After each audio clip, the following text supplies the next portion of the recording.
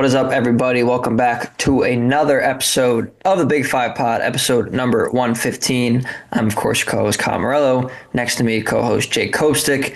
Cope, calendar's going toward the end of March here. We got a lot going on. We got transfer portal. We got coaching news.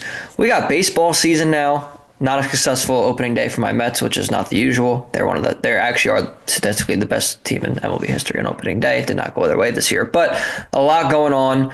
And on top of all of that, Cope, the cream of the crop is happening literally as we speak. The NCAA tournament and the Sweet 16 is where we're at right now. So, Cope, first of all, how are you doing? And second of all, how are you keeping track of all these things? Because I'm doing it. I'm having a little bit of a hard time. I'm sure everyone else is too. Yeah, I mean, obviously, this is my favorite time of the year. I'm great. As far as keeping track with everything, yeah, it's like my screen time is probably through the roof. Keeping track of transfers, the coaching stuff, Trilly Donovan's Discord, the search season stuff the Curry Hicks stage does. It's like this honestly might be some of the busiest time of the year for us, like news wise. Like when you have games, that's it. There's like a zillion moving parts. Guys are going out, guys are going in, multiple different accounts. Like obviously the Portal Report guys are awesome, but other guys like Drexel's like in on JUCO guys, and it's crazy. There's so much happening today. Like Christian Bliss puts his name in the transfer portal from Virginia. He was a guy that last year we talked about like, hey, Villanova's in his last crop here. And then, you look farther into him and it's like, hey, he was offered by St. Joe's. His first D1 offer came from Drexel. He's from the George School and is from Newtown.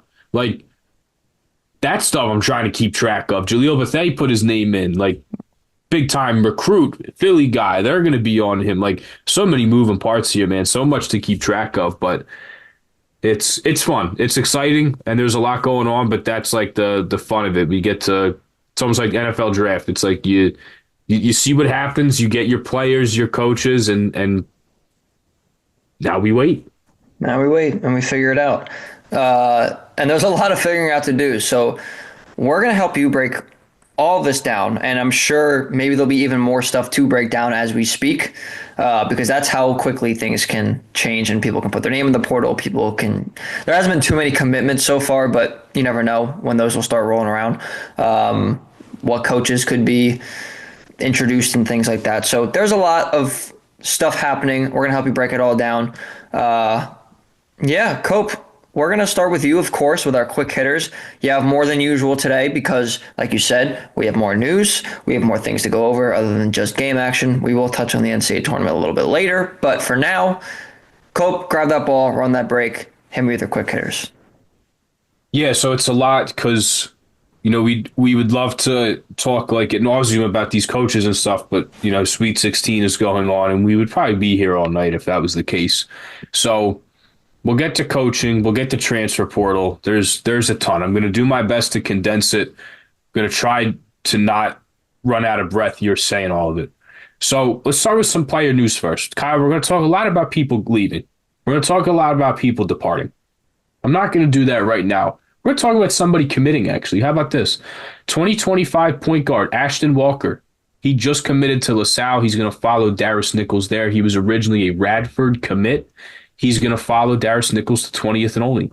He's from Catholic High School in Virginia Beach, Virginia. Like I said, he had originally committed to Darius Nichols to play at Radford. He had offers from George Mason, Hampton, among others, people in the DMV. Some mid and low majors in the DMV were after this guy. But hey, for an A10 program, Tony Skinn and George Mason, they had an offer to this guy. And he's going to follow Darius Nichols to LaSalle. I saw Rich Flanagan does really good work for COBL, put out a tweet that this guy, he had a 50-point game this past year. So this dude's wired to score. We'll see how the adjustment is for him because, hey, he committed to a Big South school originally, and clearly Darius Nichols thinks that this guy's an A10 player, whether that's now, whether that's in the future. So, like I said, we're going to talk a lot about people leaving. Wanted to throw this in there, that there's a commit, the first ever commit, high school commit under Darius Nichols at LaSalle. All right, and we'll get into coaching news, Kyle. How about Darius Nichols, the 21st head coach in LaSalle men's basketball history, comes over from Radford, where he's actually from. He's from Radford, Virginia. So pretty cool that he hometown guy, coached his hometown school. Young guy, was there for 4 years. He played at West Virginia from 2004 to 2008. He GA'd at West Virginia after that, and then he was assistant at Northern Kentucky, Wofford, Louisiana Tech, and had a stint under Mike White at Florida before becoming the head coach at Radford. Said in his presser the other day, which I streamed, I downloaded Facebook again so I could watch it on Facebook Live. Wow. I'm pretty sick for that, but also like, hey, what are we doing? What are we doing streaming this on Facebook? You couldn't do it on YouTube. You couldn't do an IG Live, something. Anyway, preached physicality, preached playing at the rim, and I thought this was interesting, Kyle. He said, I want R12 to be better than year 7. It's R12 versus year 7. So it'll be interesting to see how this roster is constructed, given that he's going to have to throw together people following him from Radford and all these transfers, and perhaps there's more high school commits coming in here. But the bottom line is this guy wants to wear you out. Press, be physical. He's going to play up and down the lineup, and it sounds like it's a team that's going to be hard to prepare for with how many bodies they're going to throw at you. I tend to like this. Now, there's two ways to look at it. Ben McCollum at Drake just said the other day, why would I play so many guys so I could have, guys that aren't in rhythm if I'm constantly changing them in and out? But Leonard Hamilton for a long time was successful with this. It's hard to prepare for that many guys on a scouting report. And to have that many, granted, he can do it at a Power 5 school with Power 5 athletes, which makes it even harder. But I tend to like this. If you're going to commit to this, and I think at LaSalle, like at a school that's under-resourced like this might be what you have to do. Maybe you don't have superstars, but you have 12 dudes that are going to go in there and play hard for you. So I personally fan of the hire. Young guy, grinder, does more with less. Think that's exactly the profile of guy that is good for LaSalle. So welcome to the Big Five, Darius Nichols. Congratulations. And then moving on to his staff, Kyle. LaSalle slowly been trickling this out as the week has been going on. So his associate head coach is going to be none other than his brother, Shane Nichols, right, who was at Radford with his brother as an assistant coach there as well. Before then, he was at Murray State when they had not only the John Morant team, and he recruited John Morant, which is quite something, but believe he was also there for that 30-win team that they had that lost to St. Peter's. That was like 30-2 or something like that. I think they lost to Auburn and maybe Memphis or something like that, but they beat everybody else. That team was awesome with Matt McMahon. So he's got experience elsewhere. Shane Nichols was a Wofford guy. So coached at the mid-major level before and is going to follow his brother. And then assistant coaches. First, that one that was announced is Colin Curtin. He's coming over from Hofstra, where he was there for 12 years. And he, as well as Shane Nichols, have a connection to Joe Mahalik Sr., who was a special assistant to the head coach under Fran Dunphy. Being at Niagara, Colin Curtin was a Niagara guy before he was at Hofstra, but then was also at Hofstra when Joe Mahalik was there. So certainly a connection between those two. Colin Curtin, a Philly guy as well, very much helps to have a guy like that on staff. So happy that Colin Curtin could come back to his roots, and good for Darius Nichols for bringing a Philly guy with him. And then also James Herring. James Herring was at Radford as well with Darius Nichols.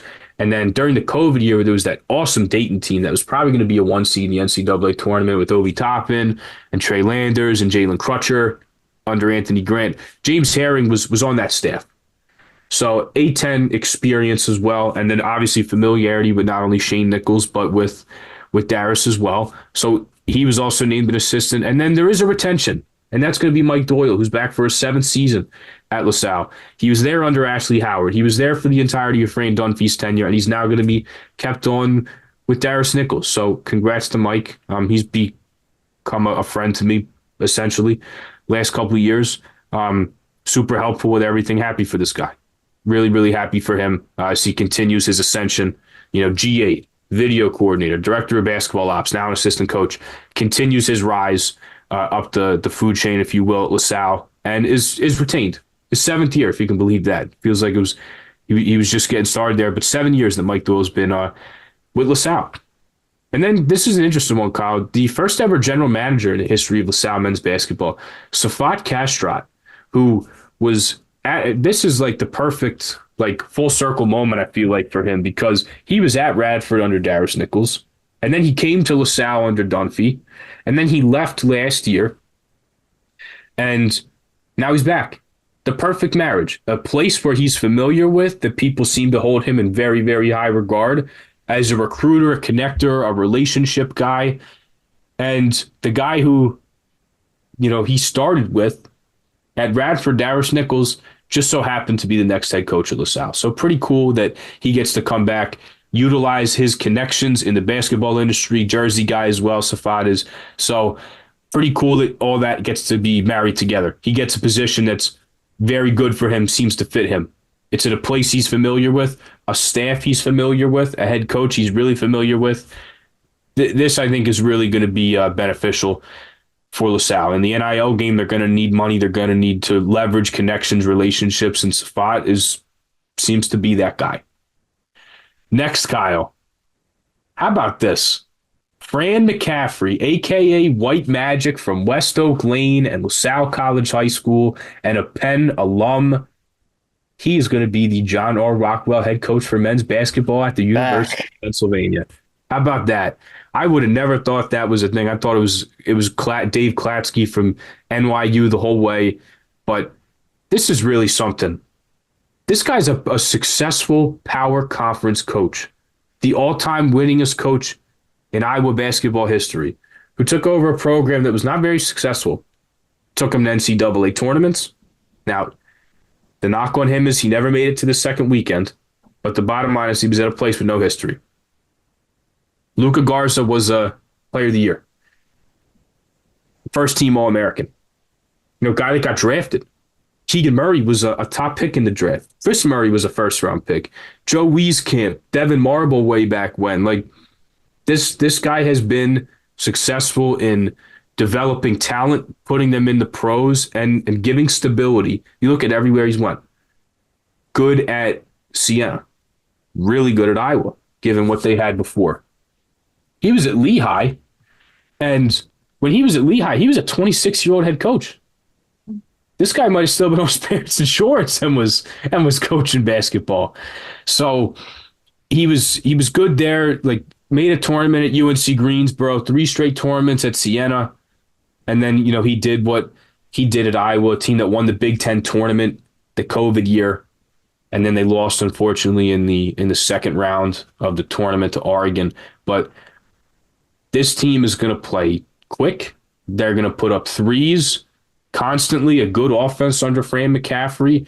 Bit of a, well, I shouldn't say bit. If we're going to look at pace, Steve Donahue played way slower than Fran McCaffrey did.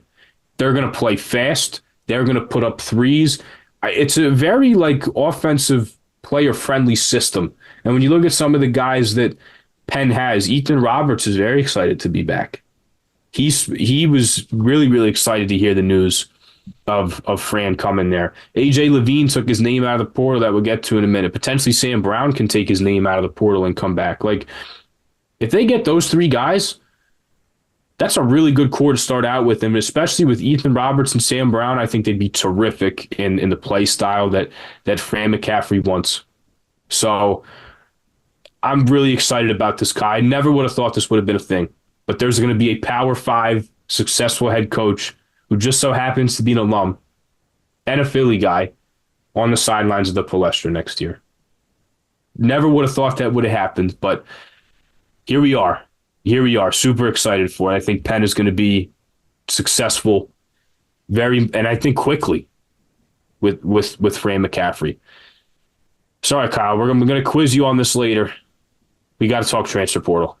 I'm just going to gloss over who's in, who's out, who's coming in, who's maybe in limbo, and we can go over it together if you want to. We could be here all day. Over 700 players entered the portal Monday, Kyle. I think last year was 200. Yeah, it's a lot more this year. Wild. It's a lot more this year. No, it's who's in? No, listen. First and foremost, just go back to the coaching real quick. We talked a little bit about Darius Nichols on our last episode before Brackets Eve, which, first of all, thank you all for tuning in to Brackets Eve. That was a very successful show we put on.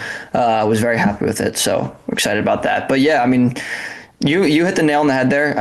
He had to do more with less at Radford. He's going to have to do the same thing for LaSalle. I think LaSalle is I saw a tweet today, and I forget who tweeted it, and I'd have to look at the exact like metric of the graphic, but it was like a rating of like how financially, I don't want to say successful, but like how much finances a team is putting into their program. And LaSalle was like bottom 6 or 7, like in their relative score. Not good, obviously, but I think we knew this. So good that they have someone who's young and who has experienced this before.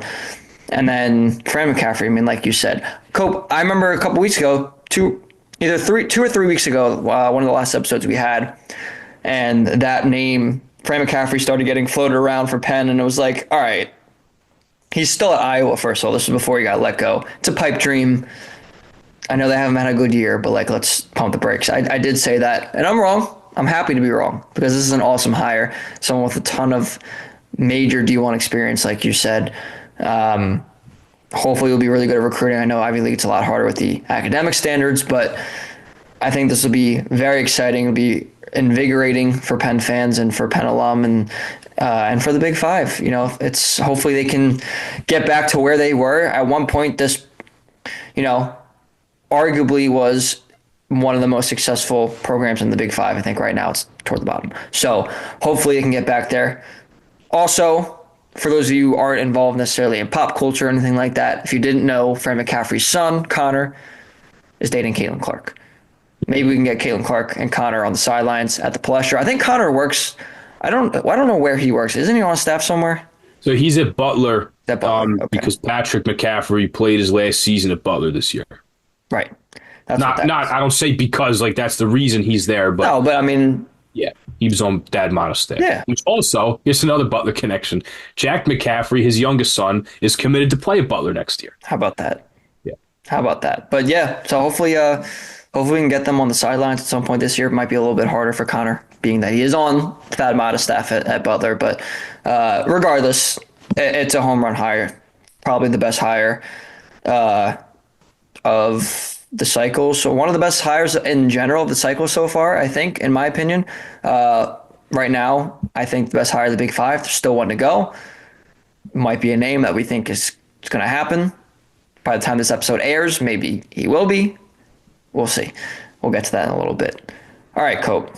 Transfer portal, like you said, over 700 players entering, the most ever, like double the most what it was last year. It's just increasingly going up by hundreds. It's kind of insane. And like you mentioned, there's a lot of names to go over. So we're gonna gloss over this first. We'll get into a little bit more specifics after. I thought I messed that word up. I did not. Out right now for LaSalle. We'll start off with them.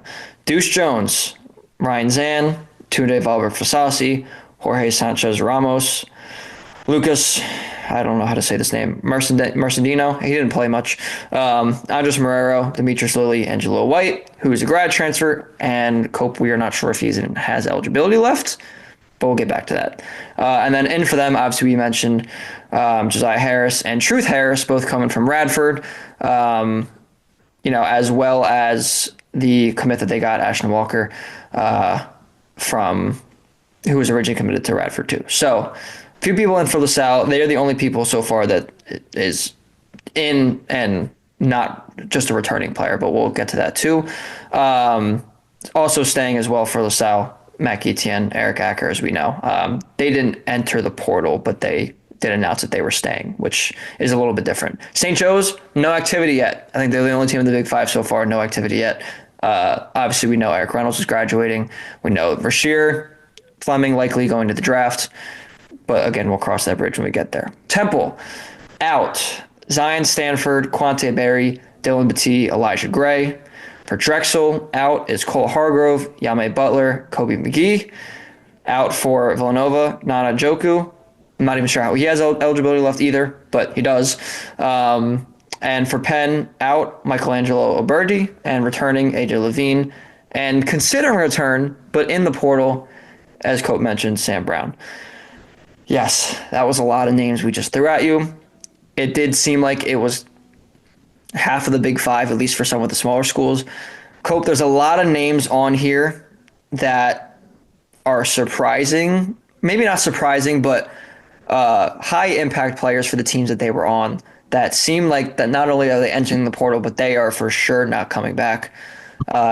especially some of them who are at the smaller schools, have been contacted by much larger schools like Deuce Jones, which I think we probably saw coming, like Zion, Stanford, Conti, any of the Temple guys, honestly, have all been getting some love. And for the Drexel guys, too, Cole Hargrove's been getting some love.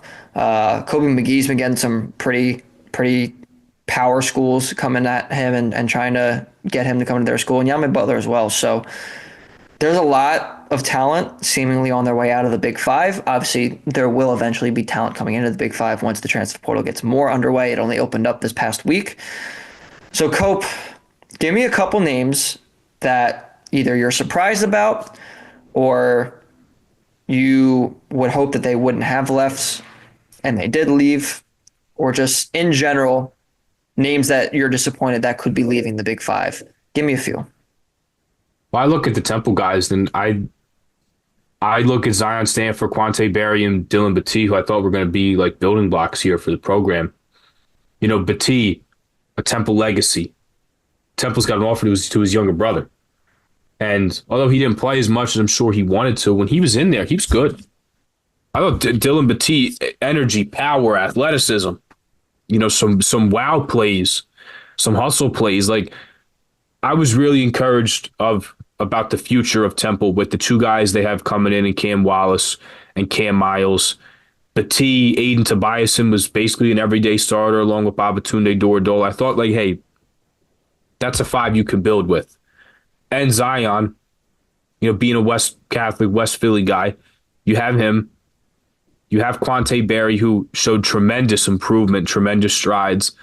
And I was like, hey, if they can bring back Quante, you can bring back Stanford as juniors. And you can keep Battie in that class. Like, that's 7 guys to move forward with next year.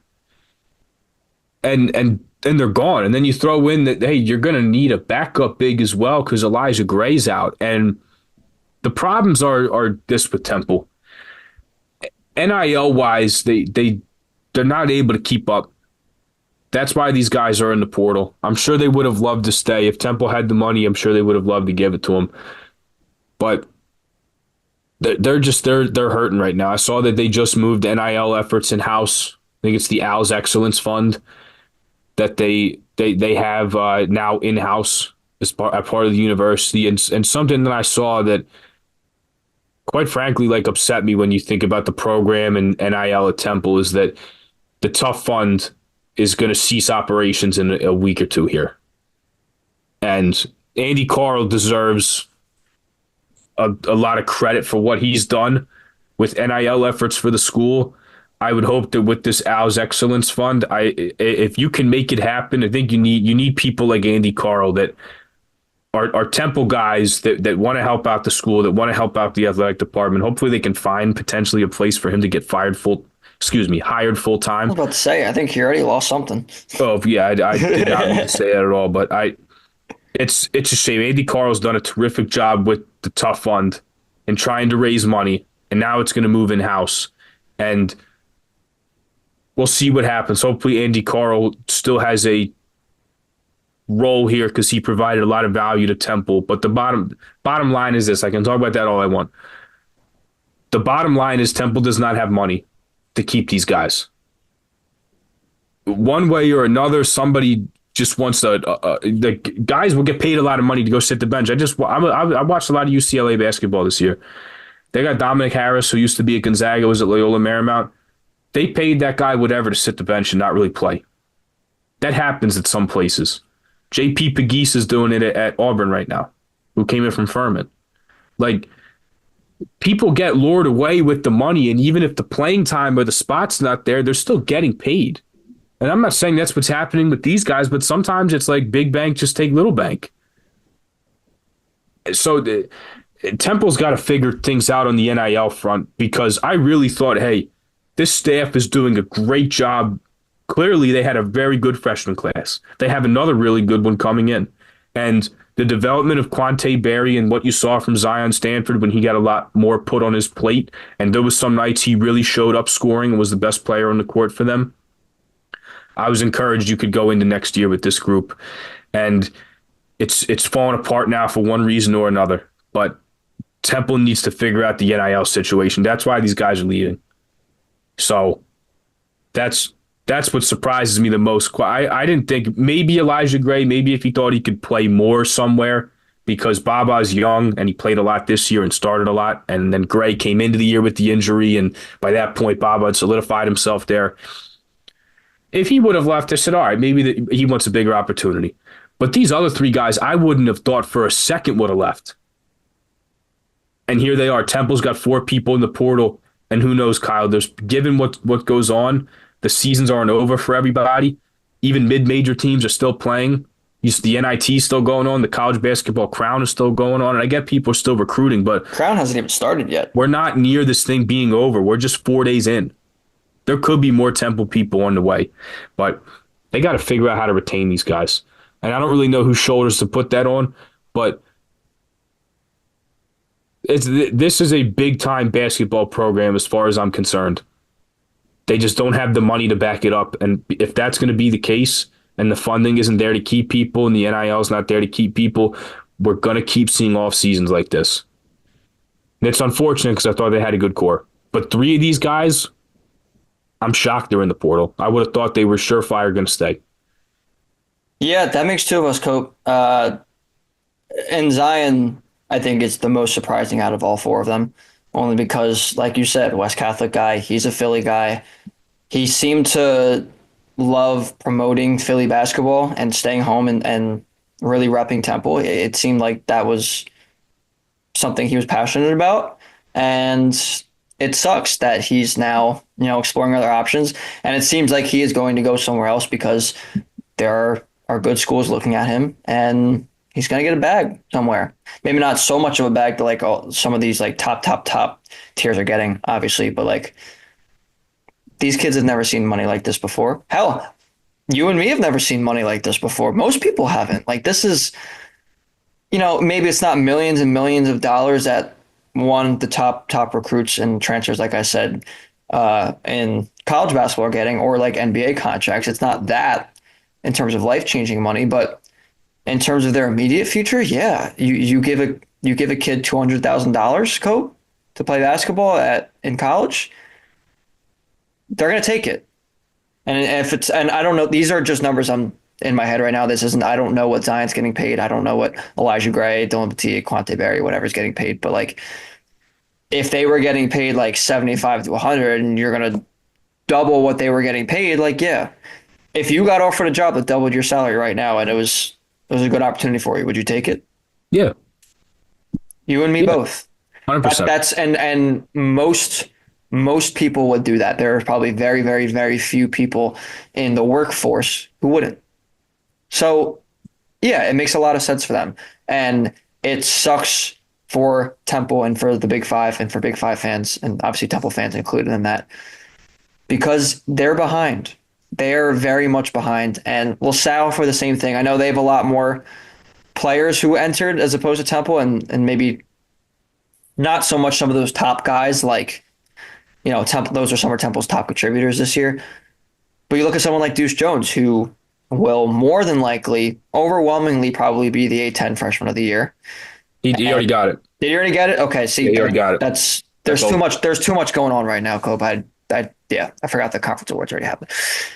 He's the A-10 freshman of the year. He won the A-10 freshman of the month like probably 4 out of the 5 times, whatever it was.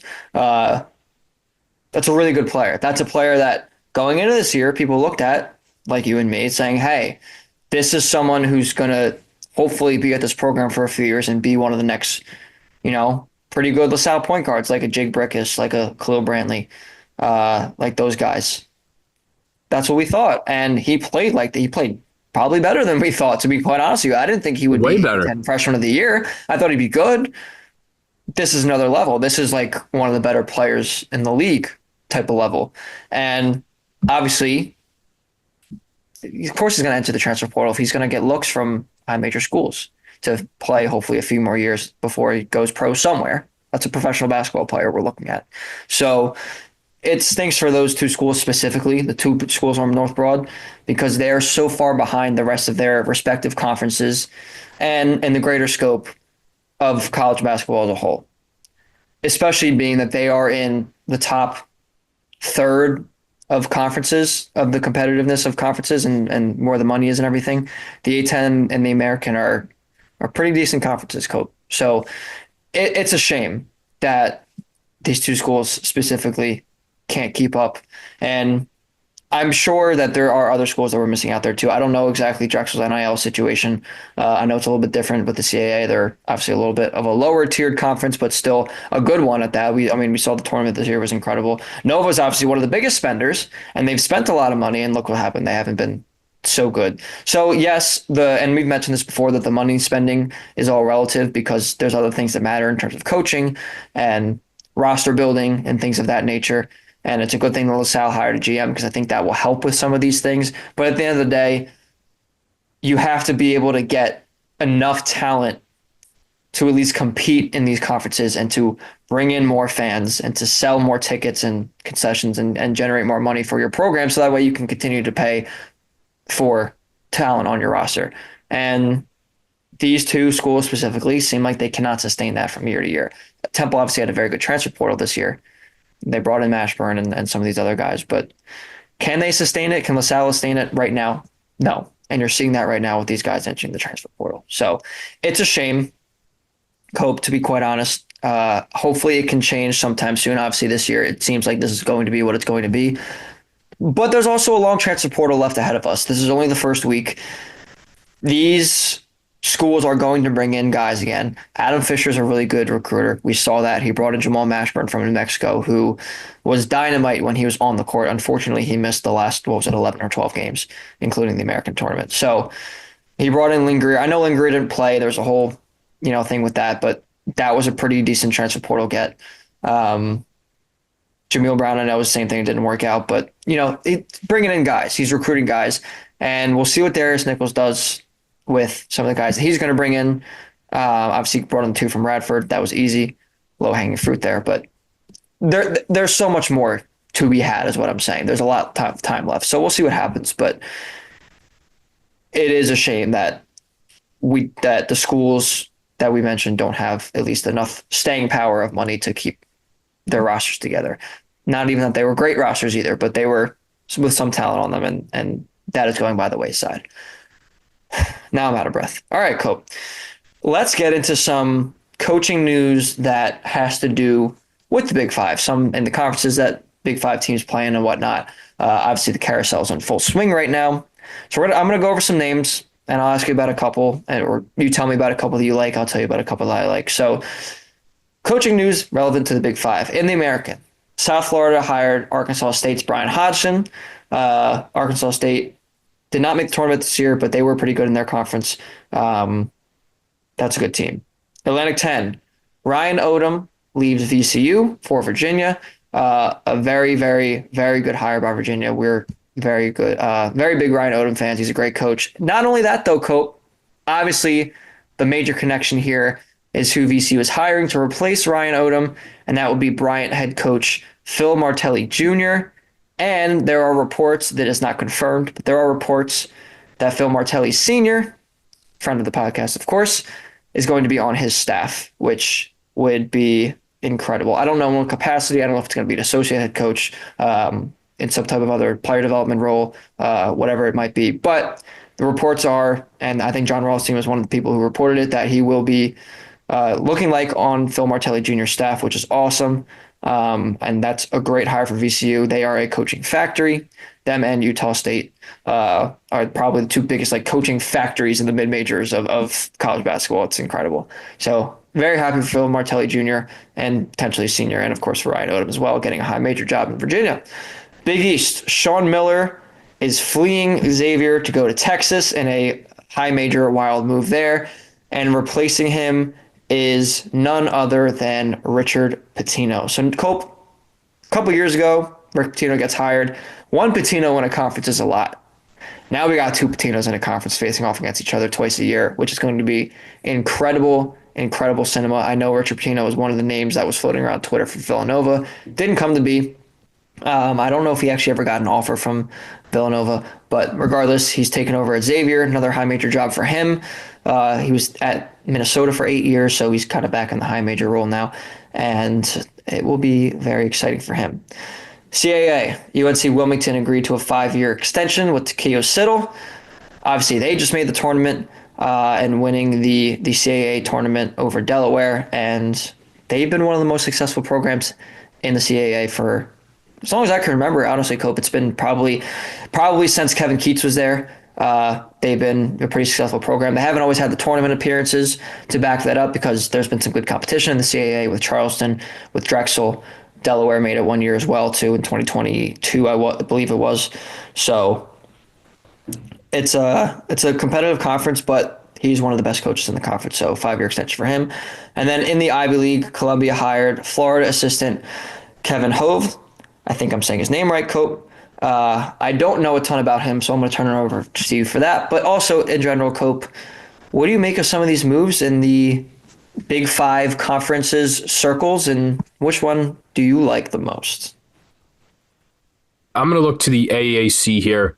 I'm going to throw one more out is that, and if you're a Temple fan, you should be happy you don't have to coach against this guy anymore, is that Ross Hodge left North Texas to go to West Virginia. Yes. Which is massive. I think he is awesome as Grant McCaslin's protege, was his associate head coach. Grant McCaslin leaves. Ross Hodge takes over. And in the 2 years that he's been at North Texas, Kyle, pretty good. Pretty good. Keeps that play style. They play slow. They defend. It's been a seamless transition. They go 19-15 his first year, 27-8 under Ross Hodge this year. Pretty good. Still playing. I believe they're in the semis of the NIT as well, which I think is in Vegas now. I think it's in a destination town. So they're flying out there for that. But they've been. North Texas is another program that, like, since McCaslin was there, really good. Ross Hodge takes over 2 years. Grant McCaslin had a ringing endorsement of him. Somebody asked him at his press conference as Texas Tech prepares for Arkansas tonight about him, and he spoke glowingly about Ross Hodge. And they're tough, they're physical, they're nasty, they play defense, they play slow, they completely take you out of what they want to do. And Ross Hodge now jet sets for West Virginia, which I think is a good hire, and you should be very happy as a Temple fan. You don't have to be against him anymore. But even more so in the AAC, Brian Hodgson getting hired at South Florida is a knock it out of the park hire. Brian Hodgson got like a 4-star recruit to commit to play basketball in Jonesboro, Arkansas. At when he was at Arkansas State, where he's been for the past 2 seasons. And then before that, he was at Alabama with Nate Oates. Before that, he was at Buffalo with Nate Oates. And he even helps coach the blue-collar UTBT team. So still connected to those guys because he was on that team, obviously, that had C.J. Massenberg and Jeremy Harris and Nick Perkins, that team that upset DeAndre Ayton's Arizona team. So, but look, the Nate Oates, Brian Hodgson train here. They're at Buffalo. They won there. They're at Alabama. Won pretty big there. He goes to Arkansas State, back-to-back 20-win seasons, 25-11 this past year. Lost in, I believe, the semifinals of the Sun Belt, but certainly had a team that could have won the conference. And he's going to go to South Florida, where I still think there's a lot of good momentum here, and I get it. Like, Amir Abdur-Rahim passing away is awful. And it still is just like such a shock to what happened, because he already was a star.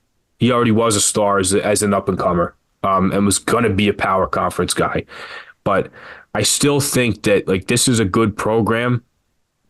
South Florida being that, he's right on the edge of being a power conference school. Brian, look, he's won everywhere. He won in the Northeast. He won in the South. He won in the South again at Arkansas State. This guy wins everywhere. He's going to win at South Florida with more resources at his advantage. Not to mention they play in Tampa Bay, probably pretty good selling pitch as well, pretty good basketball conference. Like, Brian Hodgson's a home run.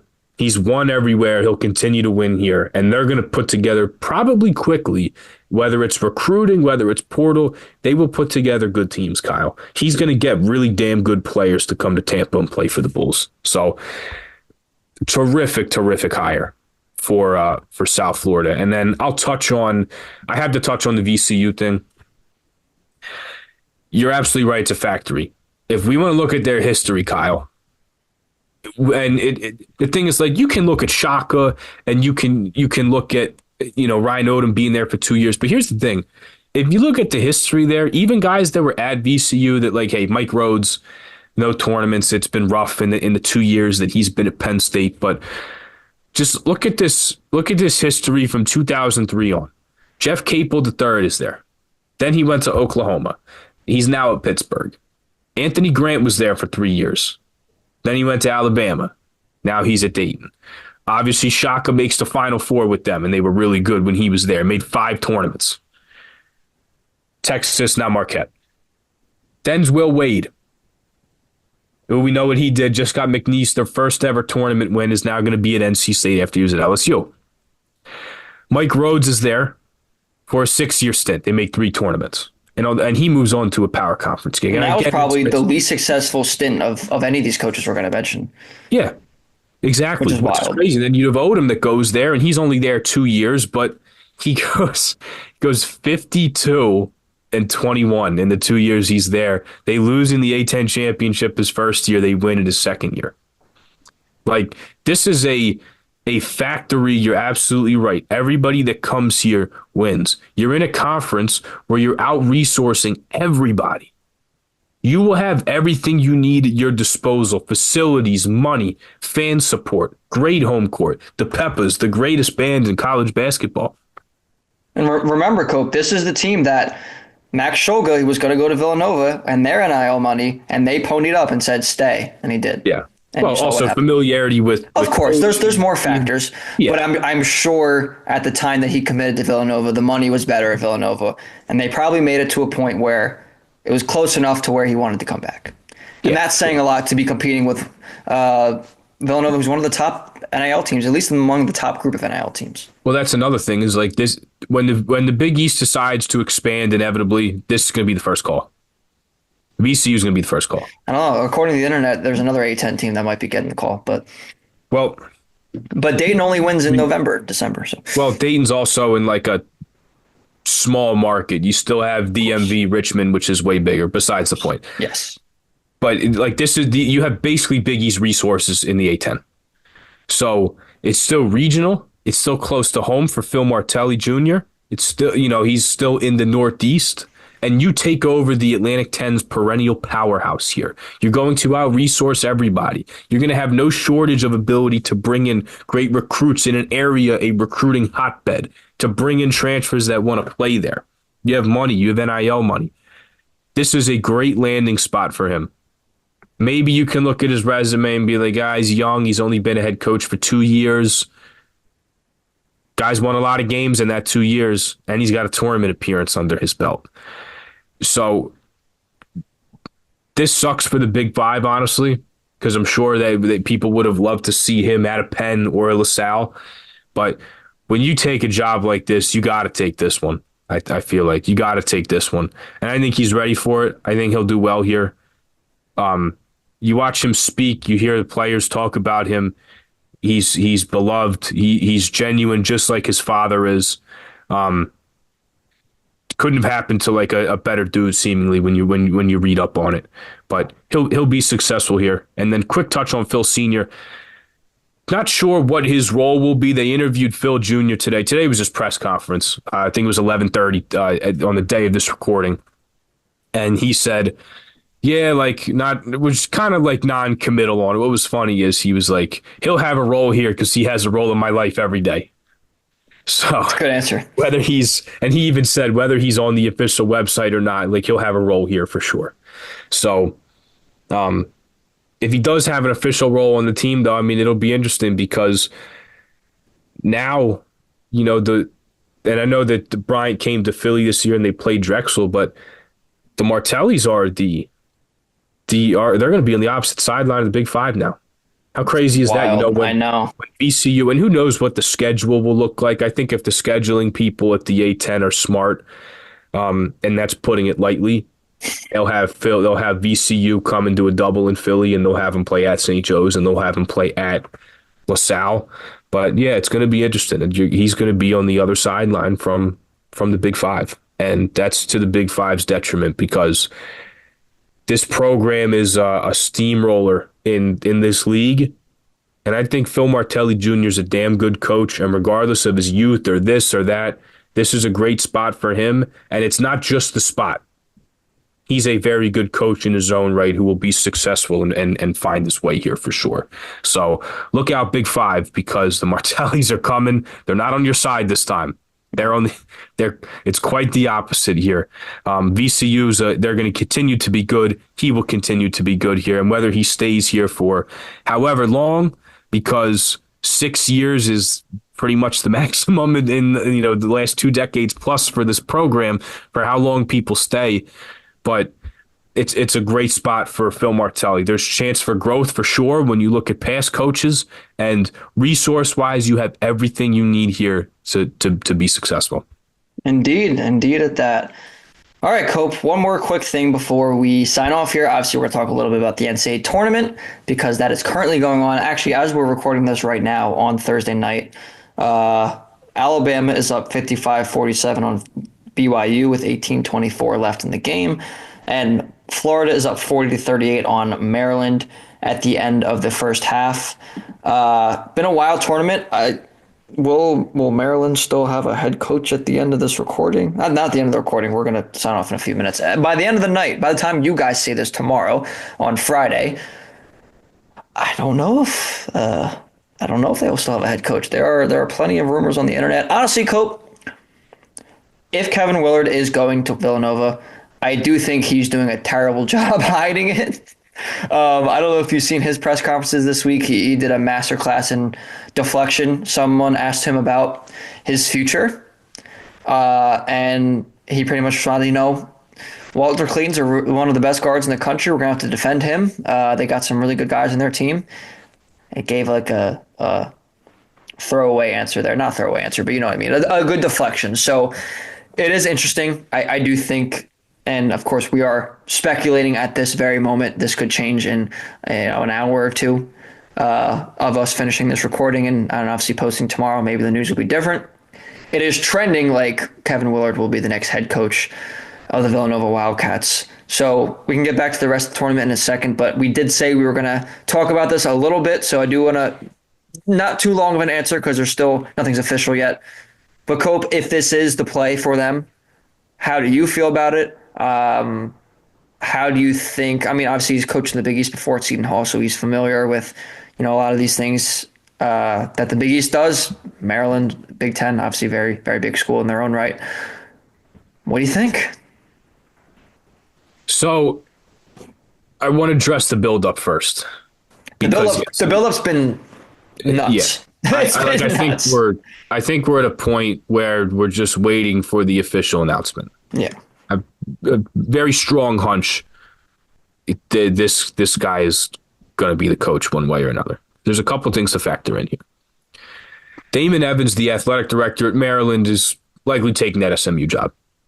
And if that's the case, he's got to bargain with the Board of Regents here and the president and higher-ups that aren't his athletic director. And, what happens when a new AD comes in? Are they going to want to keep him? Are they going to want to extend him? Are they going to want to meet all of Kevin Willard's needs about what he's speaking that I'll get to in a second? We don't know that. But right now, time is of the essence. Time is critical. Is he going to jump for another job? They're still in the NCAA tournament. He has to pay attention to that. Meanwhile, can his demands get met? And what are they going to do as far as the athletic director goes? So Villanova could swoop in and take him and be like, this is the time to do it. There's no athletic director there to necessarily keep him there. At the same time, though, Kevin Willard's in a position of strength here. He just took Maryland to their first Sweet 16, first of all, his first one ever, and Maryland's first Sweet 16 in like a decade. So when that new AD comes in for Maryland, Kevin Willard, again, I don't think he's going to be there to see it, but if he did stay, he would have all the power to be like, hey, I know you're new and everything. Look at what I did. I've been here 3 years, made 2 tournaments, won a game in each of them. I'm now in the second weekend. At least, I mean, there's still a game in progress right now. We don't know. They could be upsetting the hottest team in the nation. Yeah. So I look at that. And then you look at what Kevin Willard said in his press conference that really started to set the alarms off, is that he was saying Maryland has been one of the lowest NIL spenders in the Big Ten. He was saying that they played, I believe it was Syracuse at the Barclays Center December, right around Christmas. He's a New York guy, coached Iona, coached Seton Hall. North Jersey, New York guy. He said that he wanted to spend another night in New York with his team, celebrate Christmas before he sends them off for break. And they couldn't do it because it was too expensive. Now, I think a big-time program, you can do that. When you're a big-time program, you can do stuff like that. You have little perks and stuff where you can do stuff like that. They didn't hear, and that seemed to set them off a little bit. Also, you can look at a couple other things at Maryland. They're putting a lot of money. You know, the football coach is probably the highest paid public official or whatnot, pretty much I think if you look at most states, that's probably the highest paid public official. Yeah. But, you know, he makes a couple million more that Mike Loxley does, the football coach in Maryland. He makes a couple million more. I believe he's at 6 and Willard's at about 4 as far as money goes per year. Maryland football gets a lot of money dumped into it. They have the basketball tradition. Mike Loxley has had 2 or 3 good years at Maryland since he's been there. So Kevin Willard sees the history and the tradition there and is like, okay, well, we should get that. We should get that money. We should get that funding. We're a big time enough program. If I have these wants and basically demands for if we want to be a big time program, those need to be met. That's not happening. And he can go to Villanova where he's got familiarity in the Big East in a basketball conference. He'll have the funding and the donor support that he needs with a new athletic director that handpicked him and says, I want you to be my guy. They have AA football. It's not going to command the money when the revenue share era starts. Big East teams, I just read something. Big East basketball, basketball schools in the Big East can be working with almost $7 million a year in NIL. Other schools aren't going to be able to do that when they're sacrificing that much to football. So and the SEC is complaining about it already, by the way. Well, not to get off topic, but they'll complain about everything. If every single SEC team does not own all the highest seeds in the NCAA tournament, they'll still find a way to bitch and complain. But that's besides the point, because the power conference commissioners won everything, and they've been, we want this, we want this, we want this. It's starting to backfire a little bit. They don't like that. Whatever. Who cares? But the bottom line is those Power 4 schools and those SEC schools, especially that need to put a crap ton towards football, are not going to be able to do that towards basketball. Potentially, that's the turn for people. So, after saying all that, this seems like a logical spot for Kevin Willard. Me personally, I've had my doubts about this guy because, again, like I said, until tonight, he's never coached in a Sweet 16 before. But he's going to be at a place where he's going to have top-tier resources that he's familiar with, in a league that he's familiar with, in a region that he's familiar with. He'll be a little bit closer to home. This could work, given everything around him. He's been in this league. He's gotten good players there. He's put guys in the NBA. Sandro Mamukelashvili. Miles Powell had a terrific run there. Jared Roden had some time in the NBA. Angel Delgado, Desi Rodriguez, had really good players there. But the bottom line is, in a game that's about tournament success here, there hasn't been a ton of that under this guy. I think that's all fair to say. In a school where, guess what? The demands are, that not even the expectation, the demands are that Villanova is a tournament player every year. So with that being said, if you have doubts that way, I understand it. I think that's fair to say. If we're going to make, if there's going to be this much hoopla around a hire,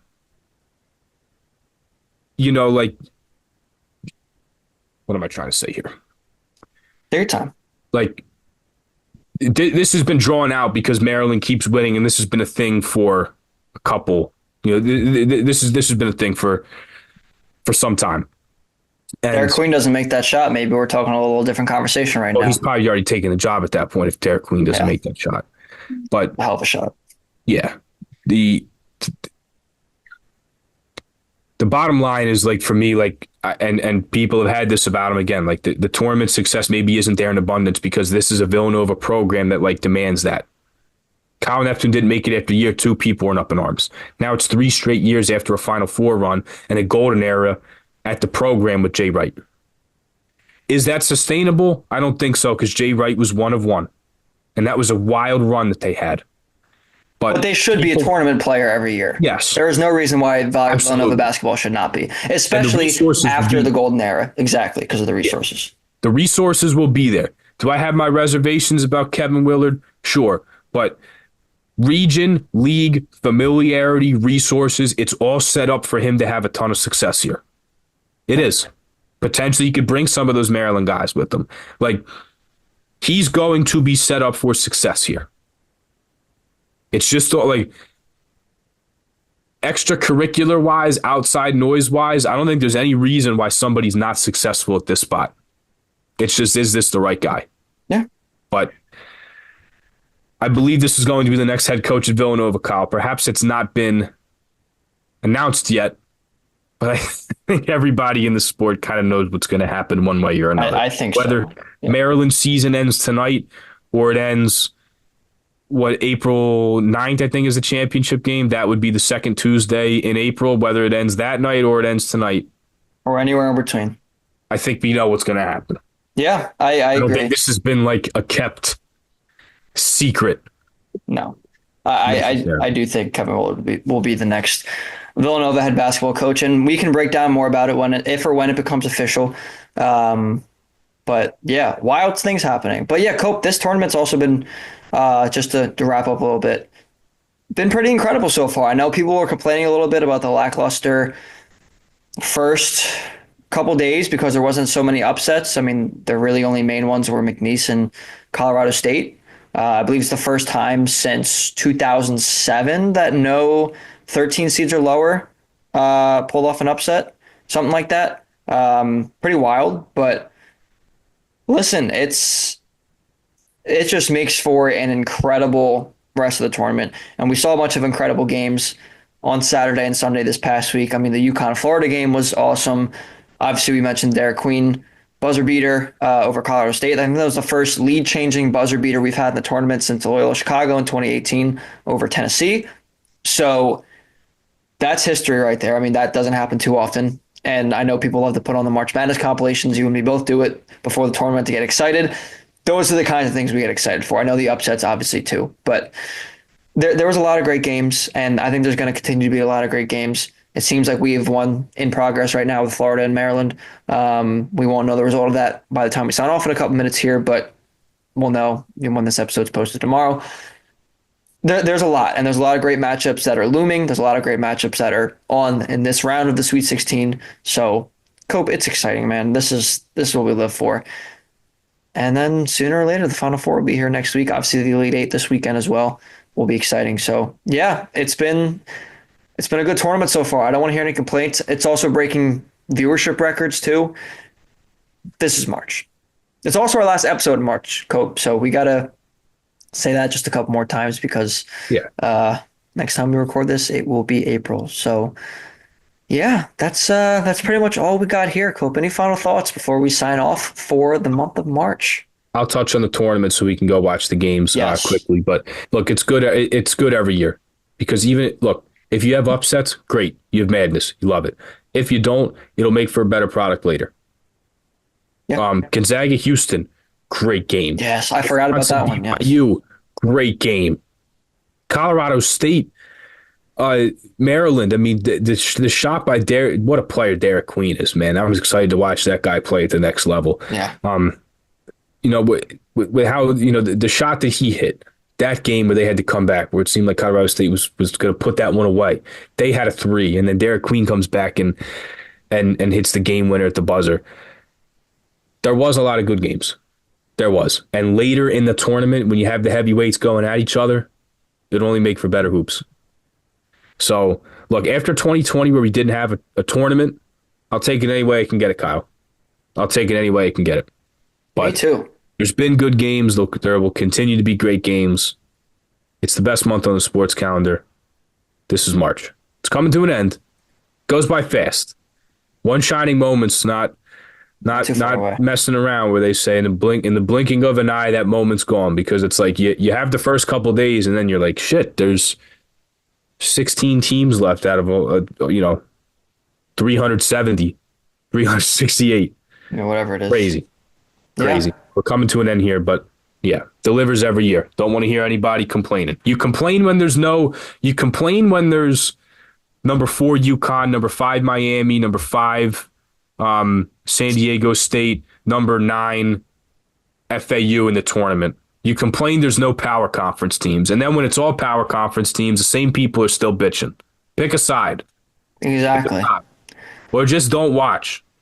Watch CNN or something. I don't know. Get upset at something else.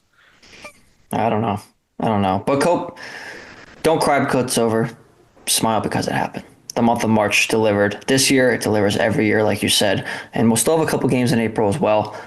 But March was awesome. So thank you all for tuning in this entire month, but specifically this episode as well. And of course, our Bracket Eve show we did last week. Very, very grateful for everyone's support. Of course, if you want to find more of us, you're watching this on YouTube or you're listening to this on our audio-only version. So if you're listening to it, make sure you go find us on YouTube so you can see our pretty faces. If you're just seeing us and maybe you don't, go listen to our audio-only versions, on Apple Podcasts and Spotify. And of course, for all of our updates, all of our social media posts, make sure you go find us on Twitter and Instagram at Big Five Pod. He's Jake Copestick. I'm Kyle Morello. Let's go watch some NCAA tournament basketball, and we'll see you next time.